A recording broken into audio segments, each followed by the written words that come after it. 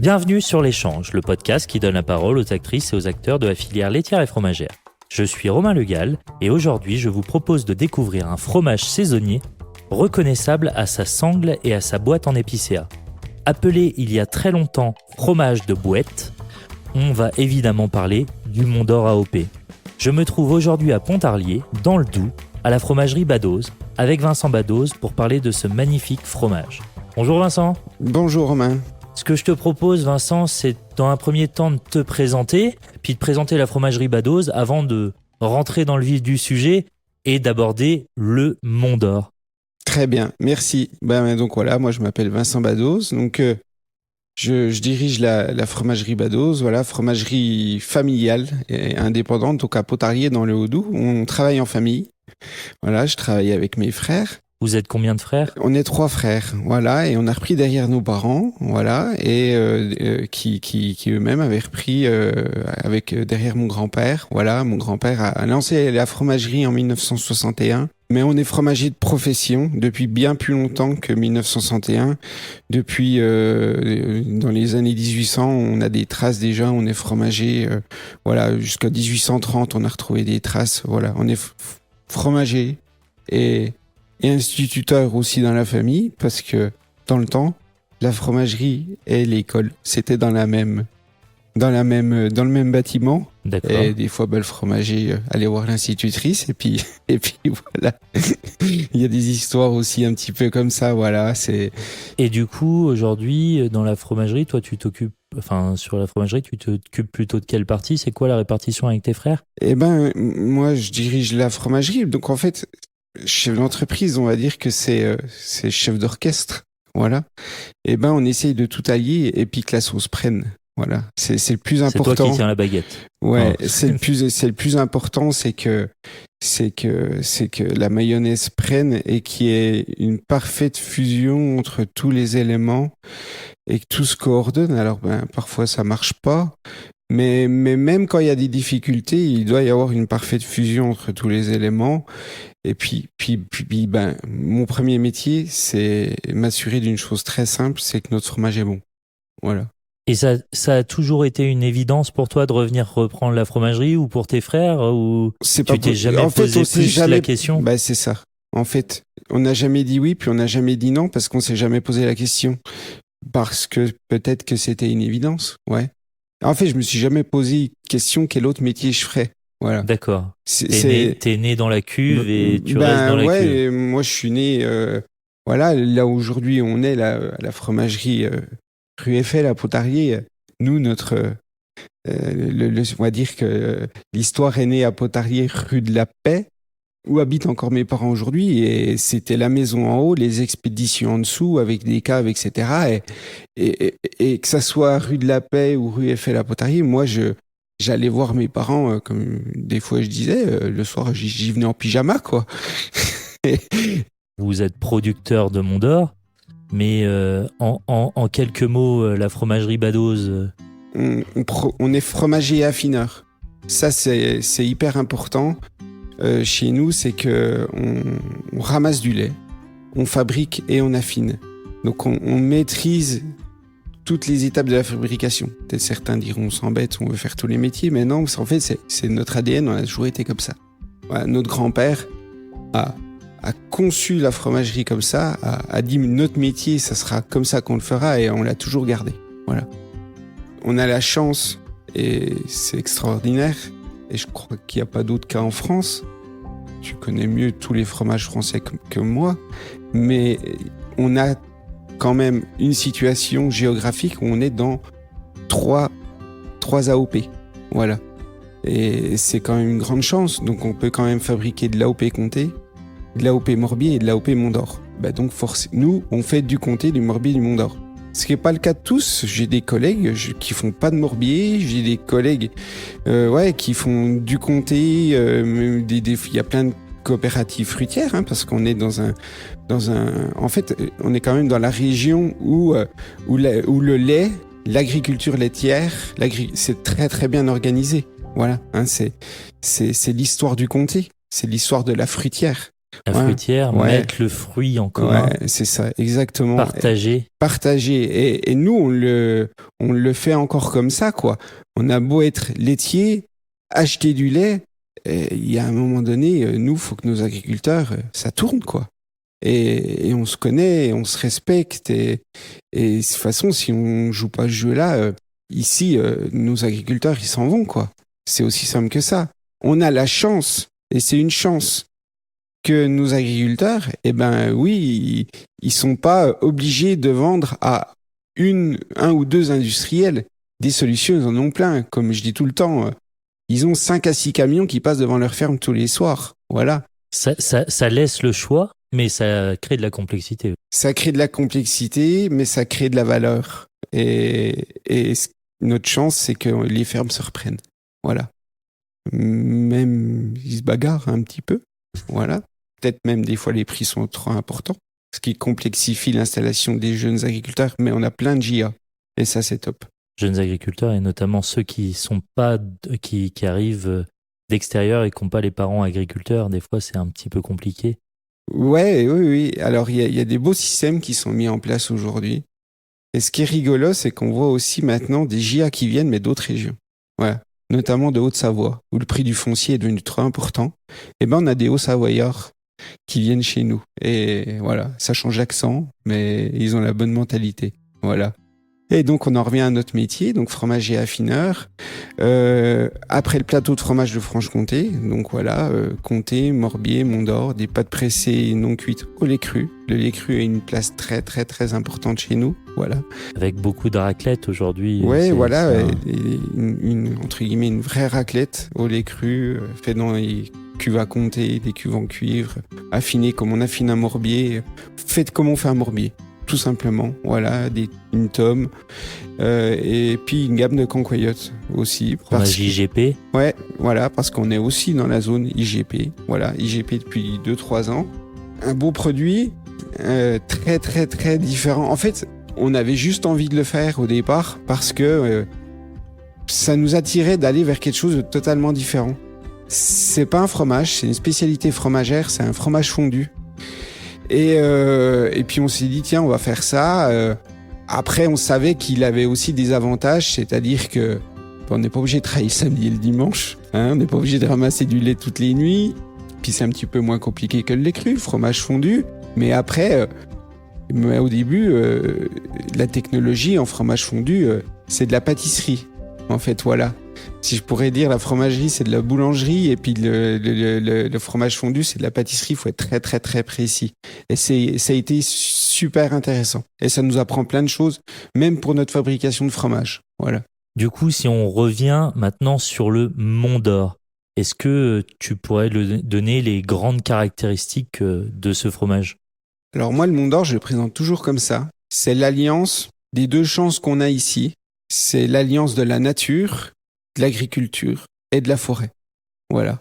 Quand on vient ici, il y a deux choses qui marquent. C'est on voit beaucoup d'agriculture et on voit beaucoup de forêt et beaucoup d'épicéas. Et c'est comme ça que le Mont d'Or est né, tout simplement. C'est qu'à un moment donné, eh ben, il y a des gens qui fabriquaient dans leur ferme avec beaucoup moins de lait l'hiver, puis qui avaient un plus petit fromage et puis qui était un peu mou. Et puis, un peu mou parce que c'était des laits de fin de lactation. Ouais, des laits moins riches, voilà. Plus gras. Un peu gras, avec moins de matière protéique, plus gras, et puis donc du coup plus humide, parce que le gras capte de l'eau, hein, voilà. Et puis qu'est-ce que j'avais sous la main ? Sous la main, j'avais une lanière de bois, et puis je l'ai mise, et puis à un moment, tu le tiens dans une boîte, et c'est comme ça qu'est né le Mont d'Or. Alors il y a très très très longtemps, mais je crois qu'on trouve des traces au 12 ou 13e siècle. C'est ça, ouais. Voilà. Et il y avait même des rois de France qui étaient friands de ça. Louis XV. C'est ça, ouais. Mais justement, c'est à cette époque-là où on voyait dans les écrits fromage de boîte. C'est ça. Donc ça. C'est la boîte. La boîte. Et il y en a même encore qui disent les boîtes. Voilà. Et donc voilà, c'est l'alliance de l'agriculture et de la forêt. Voilà. Moi, si je dois le présenter, c'est ça. Donc après les grandes caractéristiques, c'est un fromage au lait cru. Au lait cru. Entier. Entier, au lait cru entier, saisonnier. Ça, c'est l'autre grande particularité. C'est C'est un des seuls fromages qu'il y a il y a beaucoup d'autres qui ont dans leur cahier des charges des dates. Il y en a qui en ont des dates, dans leur cahier des charges. Ouais. Voilà, mais je crois que lui, il a vraiment cette image-là de fromage saisonnier, et il a cette image. Et tout en gardant justement cette partie historique de l'explication pourquoi. C'est ça, voilà. C'est beaucoup de travail, mais en même temps, on a cette excitation qui recommence à chaque fois à partir de mi-juillet. On dit tiens, la saison va recommencer. Alors cette excitation, comme un enfant qui va aller en vacances. Ouais, parce qu'on est content, on est content de reprendre. On est soulagé de finir aussi parce que c'est beaucoup de travail. C'est intense. On a beaucoup de gens qui viennent et ça, c'est beaucoup de saisonniers fidèles, parce que voilà, c'est un fromage saisonnier, mais avec des travailleurs saisonniers. Et il est au lait cru et avec tout le charme du lait cru aujourd'hui, parce que le lait cru, il faut beaucoup le contrôler. Voilà, on fait à manger, on nourrit des gens et il faut que ces gens-là, on doit respecter leur santé. Et le lait cru, bien sûr, on a beaucoup en réunion, c'est toujours la grande discussion, quoi. Mais moi, je reste persuadé que beaucoup contrôler, c'est protéger le lait cru. Voilà, c'est pas le tuer. Voilà, il y en a beaucoup qui disent on va finir par tuer le lait cru à force de le contrôler. Moi, je pense l'inverse. Après, c'est jusqu'où on est capable de l'assumer. J'ai pas de sujet tabou, faut parler de destruction. On jette, 3 à 4% de ce qu'on fabrique. Parce que des steaks, c'est des Escherichia coli pathogènes, parce que des listeria, parce que des salmonelles. Même si nos agriculteurs travaillent très bien, on reste quand même avec des animaux dans des fermes qui peuvent boire de l'eau dans une flaque lorsqu'elles rejoignent la ferme le soir pour la traite, parce qu'il y a 2 traites par jour, voilà, avec des heures fixes. C'est sûr que le lait cru, mais le lait cru, c'est une de nos chances parce que notre cousin suisse, j'en parle, parce que voilà, c'est ici dans notre région, on a des fromages cousins, on a le comté de Gruyère, et puis on a le Mont d'Or et le Vacherin suisse. Le Vacherin suisse, ouais, j'avais prévu d'en parler avec toi. Donc effectivement, qui a la particularité de lui ne pas être au lait cru. C'est ça. Il est au lait thermisé. Alors ça, c'est la réponse à un grand événement qui a eu lieu dans les années 86-87. C'est là où on a découvert que dans le lait cru, il peut y avoir des bactéries. À l'époque, c'était des listeria. Et notamment, il y avait eu une grave crise sanitaire en Suisse qui a forcément débordé en France parce que c'est des fromages cousins qui peuvent s'appeler pareil, parce que Vacherin suisse, Vacherin du Haut-Doubs. Et à l'époque, on appelait encore plus notre fromage Vacherin que Mont d'Or. Voilà. À la maison, il y en a un qui devait regarder le journal les journaux télévisés. Il y en a un qui devait regarder la 5 dans une pièce, l'autre TF1 dans l'autre Antenne 2. Et on devait faire un résumé à nos parents parce que on disait le fromage qui tue. À l'époque, c'était énorme. Moi, j'ai retrouvé des affiches que mon grand-père avait fait imprimer. C'était pour essayer de tuer la propagande anti-Mont d'Or. Voilà, c'était comme ça. Et moi, mes parents, ils avaient arrêté la fabrication du Mont d'Or en 86, 87. C'était au mois d'octobre, la saison elle était pliée, quoi. Voilà. Et ça a laissé des traces. Ça a laissé des traces parce qu'il y a des fromageries qui ont arrêté. Nous, on a toujours conservé le lait cru. C'est une bonne décision. Quand on voit aujourd'hui où en était le Vacherin et où il en est aujourd'hui, où en était le Mont d'Or, c'est simple. Le Vacherin suisse, il était plutôt à 1000 tonnes de production par an. Aujourd'hui, ils sont plutôt à 600 tonnes. Voilà. Et puis nous, le Mont d'Or, on était plutôt à 700-800 tonnes. Et puis aujourd'hui, on est quasiment on est à 5500-6000 tonnes. Voilà. La deuxième petite différence qu'on peut noter, mais c'est une notation de syntaxe, c'est que le Mont d'Or suisse, il y a un tiret entre le mont et d'or. C'est la deuxième petite différence. Pour revenir sur la partie saisonnier, donc il y a des dates de commercialisation et des dates de fabrication. Donc quelles sont-elles La fabrication commence le 15 août. D'accord. Voilà. Et la commercialisation commence le 10 septembre. Alors, pour déjà nous laisser ces 21 jours minimum que le fromage doit avoir au moment de sa commercialisation. Et la fin de saison, c'est le 15 mars. 15 mars sur la partie Fabrication. Et le 10 mai, il ne doit plus y en avoir en vente. Voilà. Donc, c'est un fromage qu'on peut trouver dans différents formats. Alors oui, c'est 480 grammes. Ça, c'est pour le format mini. Aujourd'hui, donc, on a défini des noms dans notre... On est en cours de révision du cahier des charges. Voilà. Alors, ce qui est important aussi de préciser, c'est que c'est boîte comprise. C'est ça. Parce que ça a changé, ça... C'est un des seuls fromages qui est vendu à la pièce. Voilà. Parce qu'on a été, à un moment donné, à cause de la loi, de la règle INCO, de la loi INCO en 2014, on s'est dit comment on va le vendre, quoi. Parce qu'une boîte, elle va faire du simple au double. Parce qu'une boîte, c'est juste du bois frais. C'est hyper local.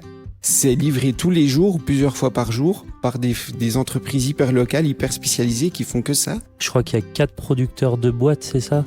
Il y a 4 producteurs de boîtes. Et là, il y a eu un regroupement parce qu'on a des gens qui arrivaient à l'âge de la retraite. D'accord. Et aujourd'hui, on en a 2. Ok. Aujourd'hui, on en a 2. Il y a toujours 4 sites, si on veut. De fabrication de mais il y a boîtes, 2 entreprises. Okay. Il y a une... c'est hyper spécifique. C'est livré tous les jours, c'est du bois frais. Et donc, on en revient à notre histoire de brut pour net. Une boîte peut faire du simple au double. Voilà, en termes de poids, une sangle, c'est pareil. Une sangle tirée dans ce qu'on appelle un pré-bois, aux bordures d'une clairière, un bois qui a pris le soleil. L'aubier va être très très épais, et puis un bois qui est plutôt un vieux bois qui est plutôt centre de forêt qui voit pas beaucoup le soleil, l'aubier va être beaucoup plus fin, et la sangle elle va peser du simple au double, donc on peut se retrouver avec d'un côté 150 grammes de boîte de sangle et de l'autre côté avec 80 grammes. Tant qu'on est sur cette partie sangle en épicéa, donc les gens qui vont ramasser, enfin faire les sangles qu'on appelle les sangliers, il y a eu aussi beaucoup d'échanges sur il faut que tout vienne de France. Oui, c'est pareil. Alors moi, voilà, j'ai pas de sujet tabou. Mais non, mais c'est aussi intéressant d'en parler parce que il y a des choses qui s'expliquent. J'ai dit tout à l'heure qu'on est passé de 1000 tonnes à 6000 tonnes. Voilà. Et faut suivre. Hein. C'est-à-dire que les entreprises de boîtes, elles ont dû suivre, et puis les sangliers, il faut suivre. Et en même temps, on a une forêt où l'état sanitaire de la forêt, tout à l'heure j'ai parlé de la météo, elle va pas en s'améliorant. C'est bien l'inverse. On a énormément de ce qu'on appelle de scolytes, on voit beaucoup de bois aujourd'hui quand on se promène, hein, beaucoup de bois secs, voilà. Et sur ces bois secs, on peut pas faire de sangle. La coupe dans la forêt a beaucoup changé aussi. Les bois ne restent pas en bord de route, ce qu'on appelle. Donc le sanglier, il a beaucoup moins de temps pour tirer ses sangles qu'avant. Et donc il y a un moment donné, il y a un sanglier du Haut-Doubs, hein, c'est un Français, c'est un gars de Moutz. Il s'est dit, moi en France, j'arrive pas à faire une filière sangle, en fait, voilà. Et il est parti hors de France, il est parti en Pologne, et il a trouvé, parce qu'il savait qu'il y avait des très très belles forêts, parce que c'est un gars qui connaît la forêt très très bien, des très belles forêts d'épicéa, et il a fait une filière de sangle. Et c'est il faut le dire, c'est sans ça, on n'en serait pas là où on en est aujourd'hui dans le Mont d'Or. Hein, le Mont d'Or, on serait pas à 6000 tonnes. On pourrait pas acheter le lait comme on l'achète, parce que voilà, l'objectif c'est aussi de prendre le lait aux paysans. Et donc ça fait vivre l'agriculture régionale. Donc après définir, il y avait des partisans de définir une zone pour la sangle. Mais il faut savoir que dans un cahier des charges d'AOP, il n'y a qu'une zone. Tu feras une zone pour le lait. Donc là, la zone, c'est le Haut-Doubs. Le Haut-Doubs. C'est le Haut-Doubs. Donc minimum 700 mètres d'altitude. Minimum 700 mètres, où le paysage est principalement constitué de pâtures et de forêts d'épicéa. Voilà. C'est comme ça qu'on est en train de redéfinir la zone. Voilà.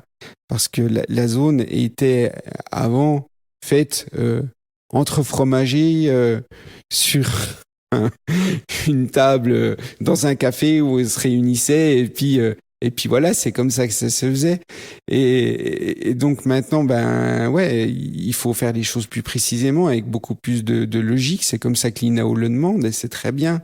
Et donc, c'est 700 mètres et des forêts d'épicéas. L'INAO, l'Institut national des appellations d'origine. Tout à fait. Donc, on a commencé à parler des formats. On en a 4. Le mini, le moyen, le maxi et le coupe. Voilà, le mini, ce qu'on appelle le baby aussi chez certains. Donc le petit fromage de 500 grammes à peu près. Le moyen, qui est un fromage à peu près 700 grammes. Là, je parle boîte comprise. Alors, on va parler de diamètre. Maintenant, c'est comme ça qu'on les définit. Alors, le mini, il a un diamètre 11,5 jusqu'à 12. Voilà. Le moyen, il a un diamètre qui doit commencer à 13. Je crois que c'est comme ça qu'on va le définir. 13, 13,5, 14. Alors, il est de 14 et 14. Il est de 14 en majorité. Après, il y a le maxi qui doit commencer, lui, à 16. Et 17, 18. Il y a beaucoup de 18. Diamètre 18 cm. Je parle de centimètres. Et puis, le gros qui, lui, est encore vendu au poids parce qu'il sera vendu au consommateur découpé, comme un brie. Voilà. C'est rare de mettre un Mont d'Or de 3 kilos dans son four. C'est ça, voilà. Et donc, il est encore vendu au poids et c'est des diamètres, c'est très grand, c'est des diamètres de 29-30 cm. Et le gros, c'est ce qui a beaucoup, beaucoup aidé à faire connaître le Mont d'Or. Dans l'histoire, il a une part très importante avec Rungis, voilà.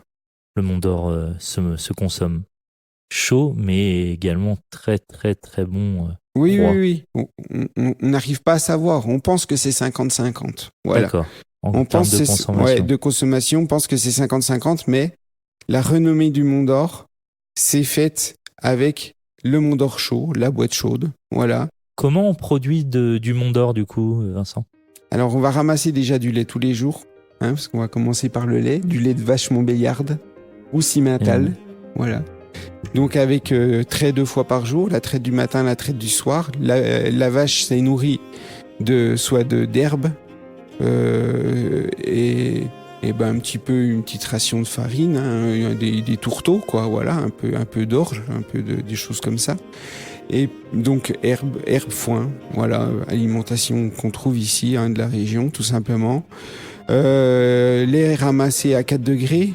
Ça, c'est une problématique aussi, enfin une problématique qu'en n'est pas une, mais tout ce qui est fourrage doit provenir de la zone d'appellation. Oui. Et avec les années qu'on connaît un peu compliquées, les fourrages sont pas forcément de bonne qualité ou en quantité. Donc il y a des dérogations pour les années exceptionnelles dans le cahier des charges. En fait, on veut vraiment garder ça pour des années exceptionnelles. Et quand on voit cette année les conditions qu'on a eues pour le fourrage l'année dernière, c'est juste les deux opposés. L'année dernière, des fourrages qui sont faits tôt et derrière de l'herbe qui repoussait pas et pas de regain, voilà. Et puis des foins pas hyper, Et puis cette année, des foins qui n'arrivaient pas à se faire parce que 2 jours de soleil, il repleuvait. 2 jours de soleil, il repleuvait, donc des champs hyper mous. Les tracteurs n'arrivaient pas à aller dans les champs. Mais par contre, des foins plutôt pas mal, en belle qualité, des regains qui sont faits là, qui sont en train de se finir, des super regains, donc des années complètement opposées, voilà. Donc du coup, lait que vous ramassez, et ensuite... On le ramasse, on l'envoie tout simplement, notre camion, il ramasse dans la nuit, on l'envoie tout simplement en cuve, juste réchauffé à 37-38 degrés, donc un lait entier, comme on l'a dit tout à l'heure. On va le travailler dans la cuve, on va mettre des ferments qui vont préparer à la coagulation. Et puis ensuite, on va mettre de la présure et on va attendre que le caillé se forme. Et un décaillage, on va dire grossier, mais parce que... Décaillage, donc l'action de couper le caillé. Oui, voilà, pour retirer une part importante du petit lait, parce que le lait va se diviser en 3, si on veut. Une grande partie dans le fromage, de la protéine et de la matière grasse, le lactose et beaucoup d'eau qui vont partir dans le petit lait, qui servait dans le temps à nourrir les porcs, notamment pour la saucisse de Morteau qu'on retrouve ici. c'est une histoire importante, hein, les fruitières à comté et la saucisse de Morteau. Et puis la crème. Parce que ce petit lait, on va l'écrémer pour pouvoir faire un peu de beurre aussi. Du beurre de sérum, ce qu'on Voilà, appelle le beurre de sérum. Ouais, voilà. Et donc, un décaillage assez grossier. En comté, on dit un décaillage grain de blé. Là, on est plutôt sur... C'est des cubes qui font à peu près 2 par 2. Ouais, c'est ça. Voilà, on dit une noix, une grosse noisette. Ouais, c'est ça, exactement. Et où derrière, on va le brasser. Et là, c'est une étape hyper importante. Le brassage, c'est préparer le caillé au moulage. Parce que il faut pas juste se dire je vais envoyer du caillé épais dans un moule, mais il faut le structurer le caillé. Il faut ce qu'on appelle le coiffer en surface, c'est-à-dire le durcir pour pouvoir garder à l'intérieur de l'humidité. Donc le fait de brasser va faire créer une pellicule en fait. C'est ça, on va l'agresser. Protection. C'est ça, on va un peu l'agresser physiquement, voilà. Et donc lui, c'est fou, hein, mais on est sur une matière vivante. Il va se durcir à l'extérieur, voilà. Et donc pour pouvoir garder cette humidité qu'on va vouloir avoir dans le fromage jusqu'à la fin, quoi, voilà. Et donc on va le mouler dans différents formats. On va faire des retournements. Et ensuite, on va le laisser s'acidifier, c'est-à-dire on va le laisser baisser en pH, ouais. Voilà. Technologiquement comme on le dit. Et une fois qu'il sera à un pH de démoulage, alors si je peux parler un petit peu technique, on est sur un pH un petit peu encore élevé, hein, plutôt 5,40, 5,30, 5,40. On n'est pas sur un pH sur des fabrications comme des camemberts lactiques, voilà, où on a des pH assez bas. Et ça, c'est une importance aussi parce si on reparle de la bactérie, c'est-à-dire que la bactérie, elle n'est pas agressée par l'acidité du fromage. Voilà. Donc le lait cru, du coup... Ouais, là, c'est l'éclate dans le fromage. C'est la fête. Ouais, c'est la fête. Et on les a mis à une température exceptionnelle, idéal. 37 degrés, on l'agresse pas. Mais c'est comme ça qu'est fait le Mont d'Or. Voilà, et c'est comme ça. Si on mettrait des pH plus bas, on n'arriverait plus à faire un Mont d'Or. Hein. Et donc après, on va le sangler aussi. Hein, voilà, et on va le sangler. Là, c'est important. C'est là où vraiment, avant, on va dire, on a fait un fromage. Voilà. Mais là, quand on met la sangle, ça y est, ça devient un Mont d'Or. Voilà. On a préparé un fromage, mais ça devient un Mont d'Or. Ça y est, ça vient. On va faire un Mont d'Or. On lui met sa sangle, son identité. Et derrière, on va le saumurer. Et c'est important que le fromage et la sangle ne fassent plus qu'un. Alors, chez Badoz, vous avez un système de saumurage. C'est le seul que j'ai vu comme ça. C'est un système un peu unique. Oui.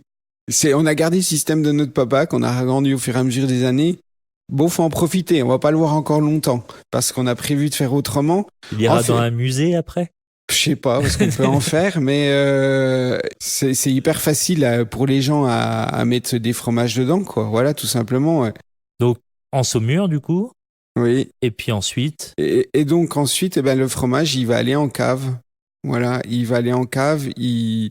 Au début, on va faire pour que nos levures prennent un peu de place. Hein, voilà, parce qu'on a mis un petit peu un mélange de géotrichum, de pénicillium, etc. pour que la sangle et le fromage puissent n'être qu'un. Voilà. Ça, c'est important. Une sangle, c'est un corps étranger autour d'un fromage. Et il peut se passer plein de choses. Il s'en passe plein de choses des fois. Il se passe quand il y a un peu de mucor parce que la sangle, elle a été ébouillantée à 90 degrés. Et bien sûr, parce que c'est quand même quelque chose qui vient de la forêt. Et donc, on a encore des choses qui peuvent se retrouver dedans. On met donc ce mélange de levure pour que les deux se causent. Voilà. Et on va le laisser en cave une quinzaine de jours où on va le frotter avec tout simplement de l'eau salée. Tout simplement, voilà. C'est combien de soins? Alors, on a un soin tous les 2 jours. D'accord. Voilà. Soin retournement, parce que on va faire pour que la planche, que la face ne reste pas trop longtemps contre la planche. Et puis, il reçoit de nouveau au contact de l'air afin qu'il se croûte. Voilà, que la croûte se forme, que le dessèchement se fasse, ce qui va permettre la formation de la croûte. Et puis, on va le frotter. Voilà. Et donc, c'est un fromage qui demande... Et tout ce que je viens de parler, c'est-à-dire la fabrication, beaucoup d'étapes manuelles, le sanglage, tout à la main, le frottage, tout à la main, et énormément de mains. Voilà, énormément de collaborateurs et de collaboratrices, d'actions manuelles. On est dans... Quand on passe du comté au Mont d'Or, c'est hyper différent en termes de... Le comté, on le fabrique et puis après, on prend son temps. On a le temps.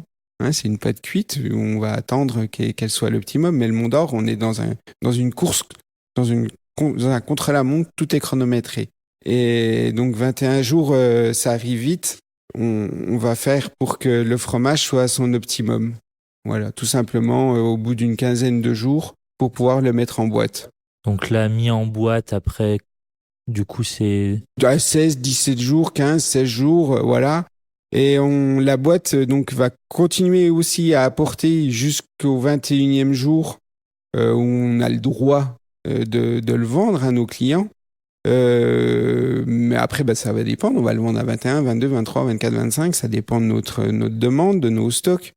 Et le bois va apporter encore du goût au fromage. Et puis, ça fait sa micro-cave. Voilà.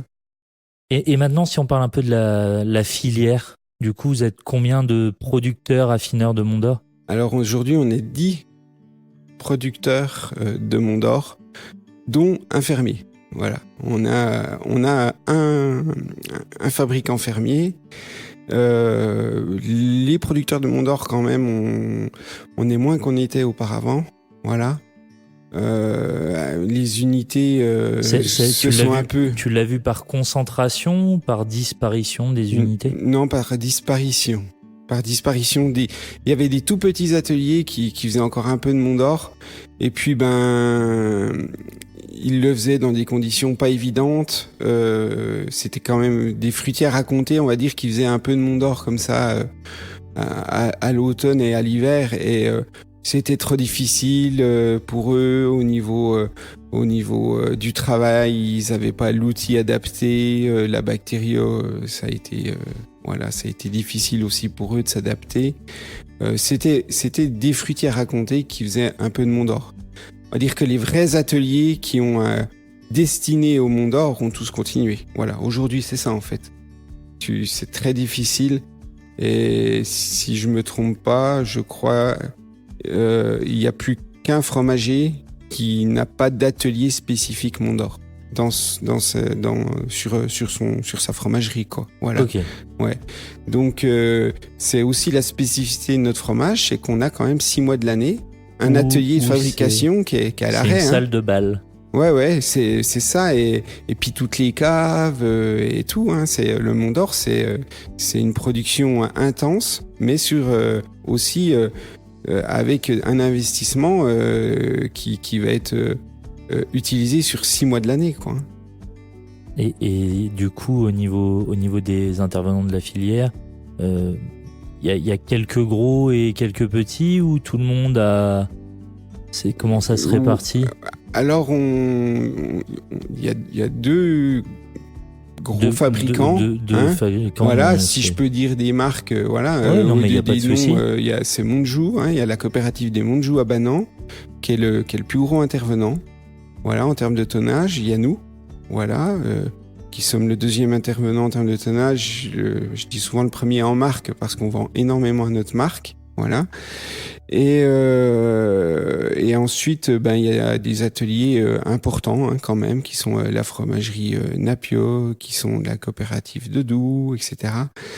On va dire que ça, c'est aussi une part importante. Puis après, on va retrouver 3-4 petits ateliers, mais qui ont toute leur place dans la filière. Et en fait, ce qui est important dans nos conseils d'administration, parce que nos AOP sont dirigés par nous. Hein, voilà, on a un président, mais avec un conseil d'administration. C'est toute la particularité de nos AOP régionales, c'est que c'est nous-mêmes qui allons prendre les décisions pour notre produit. Voilà. Et donc, il faut qu'on arrive à tous s'entendre et on prend des décisions qui doivent convenir à tous, quoi. Voilà. Sur un atelier comme Bado, ça représente combien de saisonniers, le Mont d'Or? Ça représente 50 saisonniers. Ouais. On a C'est déjà 50 une personnes. sacrée équipe. Ah oui, on passe de 100, voilà, grossièrement, on passe de 100 à 150. Un tiers de plus sur tout le même site, sur des services qui n'existent pas hors saison Mont d'Or. Avec une fidélité de saisonniers, on a un retour à peu près de 70% de saisonniers, beaucoup de saisonnières, voilà, et des gens qui connaissent très bien leur travail et puis qui aiment faire la saison, voilà, qui aiment faire la saison. Donc c'est une organisation importante avec tout le monde qui arrive entre le 15 août et le 5 septembre, voilà, grosso modo. Et pour parler de finalement l'avenir de la filière, tout à l'heure on a abordé un petit peu déjà le sujet les crues, on a abordé le fait que y a de la casse. Comment toi tu vois ça de ton côté? Le plus important, c'est que notre fromage ne fasse pas la une des journaux. On est malheureusement trop habitué à ça. On a eu notre fromage Le Morbier qui l'a eu l'année dernière. C'est quand même des crises médiatiques. Ouais. Mais avant de parler de médias, il faut déjà parler des gens, quoi. Voilà. Aujourd'hui, c'est comme ça. On a aussi une population... peut-être qu'il y a des défenses qui sont plus les mêmes qu'avant, etc. Parce que notre alimentation, elle a changé globalement. Mais le principal souci, c'est déjà que les gens ne tombent pas malades en consommant notre produit. Voilà. Notre réussite vient en grande partie du lait cru. Et il faut qu'on travaille dans ce sens-là. Il y a beaucoup de choses à faire à la ferme. Voilà. Sur les compartiments dans la ferme, là où je mets les vaches, là où je mets les veaux, là où je trais, il faut que les choses soient bien séparées aujourd'hui. On a des exploitants agricoles qui font un super travail, qui ont vraiment compris tout cet enjeu et qui sont dans la filière, parce que voilà, je reparle de filière. On a un vrai métier de filière avec nous, on est là pour vivre. Mais il faut qu'on fasse vivre nos exploitations agricoles et le fabricant affineur doit vivre également et on doit travailler tous ensemble. Toi, tu sens qu'il y a de la reprise derrière dans les fermes, il n'y a pas de... Ouais, on a énormément de... Nous, on a eu, sur les 5 dernières années, on a eu des jeunes agriculteurs qui se sont installés. On a la chance d'avoir 75 exploitations qui nous font confiance, donc ils nous livrent leur lait toute l'année. Des jeunes agriculteurs, on en a eu au moins une dizaine sur les 5 dernières années. Là, on en a encore qui s'installent, quoi. Soit qui reprennent derrière leurs parents, soit des installations hors cadre familial, ce qu'on appelle. Qui reprennent des fermes à taille humaine. Voilà. Et on tient à garder ce modèle à taille humaine. Voilà. Pour terminer, Vincent, j'ai une dernière question. Quelle est ta pizza préférée ? Quelle est ma pizza préférée ? Ma pizza préférée, c'est une pizza avec de la cancoyote dessus. Avec de la cancoyote ? Ouais, ici, il se fait des pizzas un peu avec de la raclette, du Mont d'Or pendant la saison, avec de la cancoyote, et puis il y a une pizza à cancoyote. Mais je trouve ça excellent. Voilà, avec un peu de saucisse de Morteau dessus, je trouve ça excellent. Ah, voilà. C'est pour se donner un peu de bonne confiance. Ah, je sais pas, mais parce que la pizza, faut la passer derrière quand même. Mais non, j'adore ça. Et puis en plus, on adore la pizza, on va manger en famille. Ouais, ça nous arrive souvent. Voilà, avec ma femme et mes 2 enfants. Donc cancoyote, saucisse de Morteau. Ouais. Merci beaucoup de ton accueil, Vincent. Merci de nous avoir écoutés. J'espère que cet épisode vous a plu. C'était le 2e épisode de l'échange. N'hésitez pas à nous faire des commentaires, à partager le contenu. Et je vous retrouve bientôt pour un nouvel épisode. À bientôt. Salut Vincent. Salut.